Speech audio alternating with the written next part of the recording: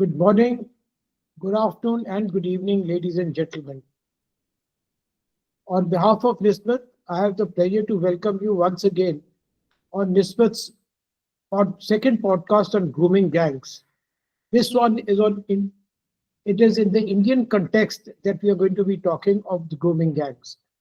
The speaker for the day is Mr. Sipal Singh, who's also the president of NISSMAT, he's a former IG police and has dealt with such like situations in his long career with the Indian police services. Ladies and gentlemen, I welcome you to this podcast. We are going to delve into the disturbing reality of child sexual exploitation and the rise of grooming gangs in India, focusing not only on children but also the increasing vulnerability of young women. These predators operate in the shadows, often online, manipulating and abusing vulnerable individuals of all ages. We'll explore the tactics they use, the devastating impact on the victims, and the legal framework in place to combat these heinous crimes. May I request you all to like, share, and subscribe the video. It may just take a few seconds for you, but it will help us and it will motivate us to keep making podcasts on such good subjects in the future also. Mr. Sipal Singh, I start by asking the first question. The term grooming gangs really hit the headlines around the year 2011 with shocking reports from the United Kingdom. Can you walk us through the background of these cases and explain how these gangs operated, what their methods were, based on what their investigations uncovered? Thank you, Pawan. As you rightly said, that's the word grooming gangs came into prominence actually in 2011 when the report was published in Times, London. After a series of investigations and a number of articles on sexual exploitation by some gangs. And it was said that these gangs belong to Pakistan, Afghanistan, Bangladesh, etc. Mainly, it was referred to the Muslim countries. It was found during investigations that these grooming gangs invariably came into contact with the young minor girls in clubs, in libraries, in town centers, in shopping malls, and then after having introduced themselves with these minor vulnerable girls, gradually groomed them and ingratiated themselves and got them attracted towards them, these girls. Another important point in this relationship was to create a feeling in the child girl that in case she really loves one member of the gang, she has to prove her love to that member by indulging in relationship with other member of his gang, with the result that there was sort of a cyclic thing going on in this relationship. Now, as far as ethnicity, ethnic origin of these gangs were concerned, the investigation at that time reported, as I mentioned earlier, that they belonged mostly to Pakistan, Bangladesh, and Afghanistan. Most of them, or at least few of them, had criminal backgrounds also earlier. But after this report came into being and this got into circulation, the countries, the Muslim countries like Pakistan and other countries objected to this report. They said that you are today telling them that they belong to Muslim countries as you are yourself suffering from some lurking fear. You yourself are suffering from some Islamophobic attitude in the Western countries. Therefore, you started labeling us as Islamic gangs. And therefore, with the passage of time, UK started referring to these gangs as gangs of Asian origin. This is the background. Okay, now the dictionary defines grooming as the calculated manipulation a predator uses to gain a child's trust before abusing them. How does this definition apply to the growing problem of gangs involving child sexual abuse here in India? Are we seeing similar tactics used? Now, let me first get into details of the problem. When you said, I have yet not completed the first part in this because there was a lot of controversy then originated by Elon Musk and other people, the richest man of the social media, that no, the government of British, particularly the Prime Minister, has bowed down or has cowed down to Islamic countries' threats that you are using like that. And therefore, you started using the Asian gangs or Asian grooming gangs. He said that if it is so, then why should we refer to some Hindu gangs are also operating? We don't talk them as Hindu phobia, or some Christian gangs are also operating. We don't have a Christianophobia. So therefore, the Muslim ethnicity attributed to these gangs was not a case of Islamophobia. It was not a case of xenophobic mindset, but it was because of the lurking fear in the minds of the girls all over Europe about the Muslim attitude towards that. And the Muslim countries were not responsible. The Muslim gangs were there. So this was the main. Now you said, as far as India is concerned. Now my question is that if you go by the dictionary meaning of the grooming gangs, it is actually a calculated manipulation, as you said, of a predator who uses the girl and exploits the girl. Now, grooming gangs in India, if you go by the dictionary meaning, it is a question of getting and ingratiating into you and grooming into a minor girl's mind. Now, Indian grooming gangs also manipulated in the same manner. The tactics were same. That was gradually manipulating themselves into their trust, and then started a method of coercion and exploitation. The grooming involves this sort of, gaining the trust first of the minors, then manipulating themselves emotionally into them, and then subjecting them to various forms of sexual abuses and threats. These gangs frequently target the vulnerable children in India from underprivileged background or those who lack adequate family support, making it difficult for the victim to escape or report about her being abused.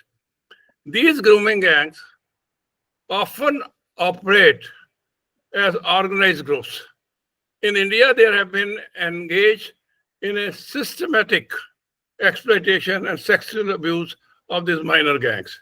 I'm talking irrespective of fact to which ethnic origin they belong to. The issue, though often underreported in the social media due to stigma, has been a great concern in India. These grooming gangs have increasingly now become a focal point and concern in India, where their word is used and where the incidents happen, which are called Love-Jihad.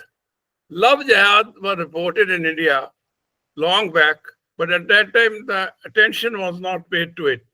It was said that some Muslim young boys ingratiated themselves into the confidence of the young girls, minor girls, Hindu girls, and then gradually persuaded them for marriage. And a number of such girls changed their religion and became into Muslim family, and gradually they went on with other Muslim boys also. This phenomena of so-called labeled as love jihad is nothing but starting with a grooming process. That is converting Hindu girls into Muslims is subsequent. First, they groom into these girls and subsequently they ask them to convert into Muslim religion. and thereby increasing the Muslim families. Now, an almost identical phenomena has also once occurred in UK and was referred there also as a process of Muslim grooming gangs. They did not say Love-Jihad. So my point is that there have been cases of so-called Love-Jihad, which is actually a process of grooming and then converting them to a Muslim religion. I'm sorry. The famous, you might recollect, the famous Ajmer case, rape case, which started it somewhere, I think, 1989, and was ultimately investigated and found the origin in 1992, after 3 years. It was found during investigation that a large number of girls had been a victim of this sort of Love-Jihad. A few years back, also incidents have happened in Haryana and also some other states. So my submission is that the grooming process is there. You may now term this, because of certain reasons we have started terming Love-Jihad, or then we were terming Love-Jihad, and then grooming gangs word came into prominence and we started talking them as grooming. I almost say the grooming gangs or Love-Jihad, the process is same. That is, you groom into the trust of the minor girl, then exploit her for sexual purposes, and then exploit it further. That since she has been exploited, I will expose you other, then you come and contact with my other boys also. So this is how the origin is traced, and that is how India has been a victim of such grooming gangs. Mr. Shipal Singh, the children's grooming gangs are a growing concern. We acknowledge that. And the internet seems to be making the problem worse. How exactly does the internet make it easier for these criminals to target and exploit children, especially young girls? First of all, we must understand that the child grooming is generally unreported, unsuspected, and comes much later when the child has already been sexually exploited. The practice of this befriending and forming an emotional bond starts much earlier. The ultimate objective may be different. Now, some sensational cases then come to internet. Some sensational cases happen in India. I have told you one case earlier made, but there have been some cases which have been referred to as grooming into the child and then victimizing the child sexually. That is, you must remember a recent case of 2019 and Kathua rape case, where an 8-year-old child was sexually abused in Jammu and Kashmir. Similarly, there have been other cases in Shakti Mills gang rape. Then there has been Unnao case, there is Muzaffarpur. All these cases, Hyderabad gang rape, particular 2022, there again, the gang rape for 17-year-old girl in Hyderabad sparked outrage across Telangana and in India. There, the minor girl was groomed and taken into a pub and then sexually abused. The reason why the internet is helping, or is one of the reasons for this grooming and getting more popularity or more wider range, is that it is the ease with which these groomers can operate on the girls through internet. The anonymity provided by the use of internet and the use of social media on the internet is growing. Then difficulties are experienced by parents to monitor the activities of the children on internet. Then the abundance of social media is available on the internet. Again, the capability of the children to operate easily on the internet, the capability of children to befriend easily friends on the social media. This all adds to the susceptibility of such girls, minor girls or children. And hence I said that internet is definitely one of the reasons why these gangs are growing tremendously. Or now, of course, there may be some checks, but they were growing tremendously in the first few years, last few years. Sorry, not first, last few years. You see, we have laws in India to protect children from such like crimes, especially laws like the POCSO Act, which is the Prevention of Children from Sexual Offences Act of 2012, and relevant sections of the Information and Technology Act and now the PDPD Act. Can you break down the key provisions of these laws in a way that's easy for people to understand? Pawan, India's legal framework, which includes various laws, aimed at controlling and preventing sexual offenses, is there. In this legal framework, you can start even with the Indian Penal Code, which addresses offenses such as rape, for example. Section 376 of the IPC, which is now called the BNS Code, Section 63. Then the sexual harassment, which is mentioned in 354A, 354A for the Indian Penal Code. Nowadays, you may refer to BNS Code, Section 74. Now, and trafficking, again, Section 370 of the IPC, and again, BNS Code, Section 86. Lay down complete parameters under which the offenses can be dealt with.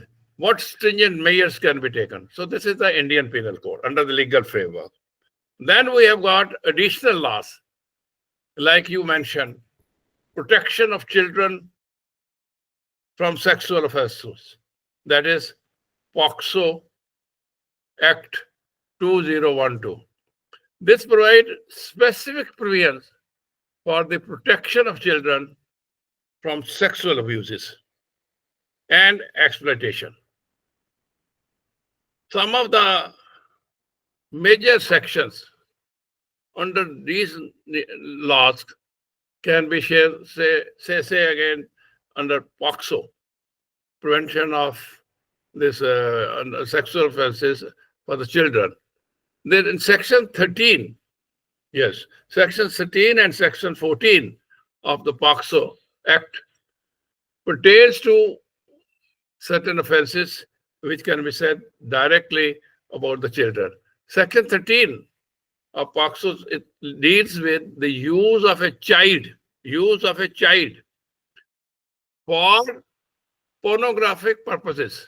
I mean, using a child for pornographic purposes, including storing, including distributing child pornography on electronic media or otherwise. Now, Section 13 covers everything that way. It covers pornographic purposes, including storing, including distribution, including use of a child for pornographic purposes on electric media or otherwise. So, Section 13 is quite comprehensive. Then there is Section 14. This section addresses the use of a child, again, use of a child for online sexual abuses or online sexual exploitation. It covers acts like persuading a child for sexual use, including inducing or coercing a child to engage in sexually explicit conduct. Even sexual explicit conduct, if it persuades to, that also is covered. So, as far as POCSO is concerned, it aims to protect children from various forms of sexual exploitation, and this act lays down quite comprehensively very stringent penalties for individuals involved. I will say that in addition to that, that is tackling growing sexual offenses through these, like IPC, like prevention of sexual offenses for children, and also various other. There are other, very, very coordinative effort by the legal arm is that the Information Technology Act also lays down certain sections. For example, Section 67, punishment for publishing or transmitting obscene material on electric media in electronic form. Now, this is Section 67. The offense is publishing or transmitting any material that is lascivious or appeals to the pure mind, or its effects is such as to land a depraved and corrupt person who is likely to in turn read such material. So this is the offense under Section 67. Section 66 also has of Information Technology Act also lays down a comprehensive detail of computer-related offenses. Thus, I feel that India has there's quite a stringent framework of laws, starting from IPC, POCSO, then you got Information Technology Act. Yet, yet it's happening that they are thus, in spite of the stringent laws, in spite of this that you have to protect the child, and you still find a number of offenses against the children, sexual on the increase in India. Now, that is the concern, sir. It covers a wide range of abuses, no doubt. The sections cover a wide range of abuses concerning sexual harassment. Sexual harassment to the extent of even touching a child, which is sometimes with a bad intention. This and what is pornography? It is very long, drawn-out thing on every point of this in the sexual offenses. Yet, somehow or the other, due to either internet or due to some social reasons or due to some other reasons, as I say, some people might be trying to groom and get converted into their own religion. The sexual abuses and the sexual offenses are on the increase in India in the recent past. So this is a great threat. I mean, you may call it grooming gangs, you may call it Love-Jihad, you may call it sexual offenses, you may call it by any name. the objective and the victim is the minor girls, minor children. So that is a matter of great concern, Pawan, as far as India is concerned. It's often said in India that we have laws for everything, but the implementation of the laws lacks the push that is required. So, besides the stricter legal measures, what are the steps that we can take to combat these horrific crimes and protect our children from these predators? I think it's a very pertinent and very right question in the context in which we are discussing it today. There have to be taken some other measures also. I'll start with something like the Facebook, for example. Now, Facebook Act is available for the Facebook. Now, it is one of the other measures. Now, Facebook Act amendment is needed in the Facebook Act. This is one of the measures regarding the expression in the text of the section, where it says that Facebook Act, which provides a statement of rights and responsibilities. Those rights and responsibilities laid down in the Facebook Act needs to be changed. This is one of the measures I suggest as far as social media. The role of police and other private security groups to create consciousness in the society at large regarding the menace or abuse of these grooming gangs are these sexual offenders. This has to be brought about so that the society as such becomes aware of it. The senior citizen security culture needs to be introduced, because the senior citizens as such, they are not sometimes aware of the internet, etc. The children are going ahead with the internet. So probably a senior citizen security culture has to be brought about and tell that these people are operating in this manner, so that they are able to stop their children at a very early stage. That social media policies as such, which are also conducive to child participation in social media, should be brought about, so the children also become aware that sometime they are likely to be approached by these groomers. Then I say the minimum age restriction to prevent or to permit the child, I will call it, to create an account on social media at the minimum age of 13 years is either not followed or is regularly flaunted by the children. The minimum age is there. That is, you can have it at the age of 13 years and above.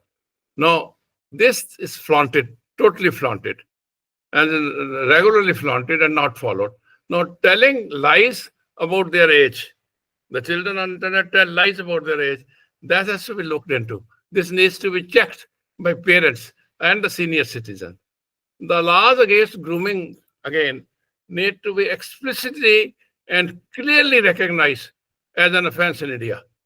Now, I'm saying general sexual offenses where grooming gangs are also coming, where minor children are being, but the word grooming gangs as such, the laws against grooming gangs are grooming as such, not as gangs. You say grooming. The laws against grooming needs to be explicit and clearly recognized as an offense in India under various sections of law. They should mention that grooming also is offense, grooming is offense, ingratiating into a child is offense. So clear laid down, because this goes when it comes a legal matter, they say no, it's not a grooming. This is this thing, that thing. So the legal, dictionary should be very clear that the grooming as such is an offense, which is not there at the moment. To avoid any ambiguity about this grooming gangs getting more difficult for us to check in the near future, it is better to have a dictionary meaning of grooming gang and put it in the legal dictionary and put it in the offenses, clear offenses. As you say, the rise of, I earlier touched the rise of internet and social media. No, it has added to the problems. And as you know, many of these growing gangs also, I'm talking about grooming gangs so-called, use online platforms to lure these minors, often pretending them to be their friends and also peers at times. Therefore, this also needs to be watched on the internet. There are offenses which are mentioned on the internet, but not directly in terms of the grooming gangs. So I am of the view that firstly, the offense should be clearly laid down in the act. Of course, the society as such should be informed. The senior citizen should be asked to know, and even the children should be informed that this is the behavior pattern which you should exhibit if somebody approaches you. So there are a lot of other things which can be said, but I've touched some of them. Mr. Shipal Singh, with your vast experience, if you were to look ahead, what are the additional strategies or solutions you'd recommend to prevent the spread of such grooming groups or gangs and the sexual exploitation of children in India? What needs to change? Paman, I have referred to some of the other measures which are to be taken. But since you asked this question further, I think that certain following remedies in the present system needs to be brought out. The remedies and additional strategies, as far as I am concerned with my experiences, that the fast-track courts which are there, they're hardly going as fast-track. To ensure full justice and quick justice, the government has established some fast-track courts. But unfortunately, this is not helping. These are reducing still the prolonged trauma for the victim, particularly if a girl is exploited sexually, and the fast track code does not act, it is a trauma through which she has to pass through. However, I mean, the functioning of these courts, I feel, need to be brought under independent judiciary authority. The functioning of the court should be seen or overseen by an independent judicial authority or independent judicial scrutiny, I will call it. Then I think there are certain child line services you could create. That is 24 into 7 toll-free helpline you can create, which should provide immediate assistance to a child in distress. Then you can also say that as other means that you launch an awareness campaign, specific awareness campaign in government and non-government organization, NGOs, who should run campaigns to educate children about the dangers of these growing grooming gangs and empower the children with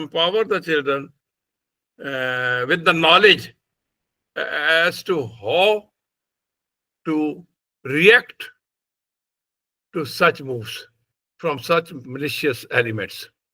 I also feel that there should be a rehabilitation programs. The victims of child sexual abuses require long-term psychological support. The long-time cycle. It's not easy to get over that trauma. The long-time psychological support, various NGOs, I'll call it, and some government bodies should provide counseling and long-term rehabilitation program should be there. In addition to that, when you're asking me, I go on adding, in addition to that, there is a community policing, involving the community as such, the leaders of the community as such, of the family which has suffered, it itself should come into community patrolling and community policing. That is, effort should be made so that help is rendered, not as help, in identifying and reporting suspicious activities of these gangs. Reporting, not actually after the event, but reporting the suspicious activities of these gangs. Then, of course, there's a lot of dialogue, a lot of argument going on about cyber policing that you know better how they should go about. So I am of the view that there has to be a sort of, awareness about these things. Further, if you ask me, on the international level, I feel the international organizations should frame out a terminology, guidelines for protection of children from sexual exploitation. They're all there. I agree that there are offenses mentioned in the IPC. I have referred to various legal offenses which you asked me to elaborate. I think there has to be a separate terminology guideline for the protection of the children from sexual exploitation and abuse. The guideline should clearly define the process, particularly of these grooming gangs. I am not giving ethnic label to any grooming gang. Grooming gangs from any religion, from any ethnicity, from any place. So there should be separate dictionary sort of meaning and define the processes of this. India, I think, should adopt further a suitable definition of grooming gangs. I've already said, so that this is found, this can be given place in the acts. At present, the legal provisions are actually broader. They are not definitely confined to the grooming words. And then the necessity of defining such provisions has to be very clear, because otherwise they go about the legal battles go on for years. Though child grooming incidents in India have increased in the recent past due to extensive use of, I think, internet and social media, such incidents have also been reported from time to time. Therefore, I am of the view that the operation of such grooming gangs are not only confined to one ethnic origin. A number of groomers in various religion, various social structures are moving about, who indulge in misleading the minor girls, the children, and then gradually they indulge in group or individual sexual offences against us. So this is a very serious matter, has to be considered seriously, particularly in the Indian context, because we are in our country, we are much more sensitive to these sexual abuses and sexual offences than sometimes the liberal countries, the so-called liberal countries maybe. So I am of the view that there are a lot of things required to be done. I mean, I'm broadly touched upon that. Anything you feel you No, can I think see there? no. I think we've done an excellent talk on the subject, and it would have benefited a lot of parents who would get down to seeing the podcast. And I would urge all the schools, the principals, everybody to sort of touch on this subject and while in school, and they teach the children as to how to protect themselves should they be approached by such grooming groups of gangs. Today, we have explored the complex issue of sexual exploitation, from the tactics of grooming gangs to the legal measures designed to protect children and young women. The fight against these crimes requires vigilance, awareness, and collective action. We must empower potential victims, educate families and communities, and hold the perpetrators accountable. Uh, as NISSMAT, we would continue this conversation and work together with the communities to safeguard our children and young women from these hidden predators. Mr. Sipal Singh, who is the president of NISSMAT, I'd like to thank you for your time today in educating the people of our country as to how to protect their children from such heinous people. Thank you very much.